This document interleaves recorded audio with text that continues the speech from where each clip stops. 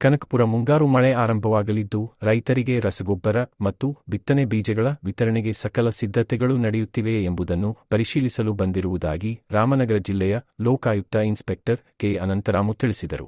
ತಾಲೂಕಿನಲ್ಲಿ ರಸಗೊಬ್ಬರ ಮತ್ತು ಬಿತ್ತನೆ ಬೀಜಗಳು ಹಾಗೂ ಕೀಟನಾಶಕಗಳ ಸರಬರಾಜುವಿನಲ್ಲಿ ಕೊರತೆಯಾಗದಂತೆ ಬಗೆಹರಿಸಲು ಪ್ರತಿ ವರ್ಷದಂತೆ ಈ ವರ್ಷವೂ ಪರಿಶೀಲಿಸಲಾಗುತ್ತಿದ್ದು, ರೈತರಿಗೆ ಯಾವುದೇ ರೀತಿಯ ಸಮಸ್ಯೆಗಳು ಬರದಂತೆ ಕ್ರಮ ಕೈಗೊಳ್ಳುವಂತೆ ಅಧಿಕಾರಿಗಳಿಗೆ ತಾಕೀತು ಮಾಡಿದರು.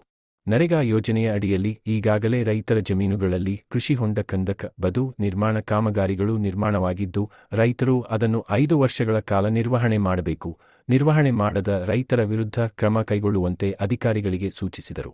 ರೈತ ಸಂಪರ್ಕ ಕೇಂದ್ರದಲ್ಲಿ ದಾಸ್ತಾನು ಸಾಕಷ್ಟು ಇದ್ದು, ರೈತರಿಗೆ ಯಾವುದೇ ಸಮಸ್ಯೆಯಾಗುವುದಿಲ್ಲ ಎಂದು ಸಹಾಯಕ ಕೃಷಿ ನಿರ್ದೇಶಕ ಕೆ. ಆರ್. ರಾಧಾಕೃಷ್ಣ ತಿಳಿಸಿದ್ದಾರೆ.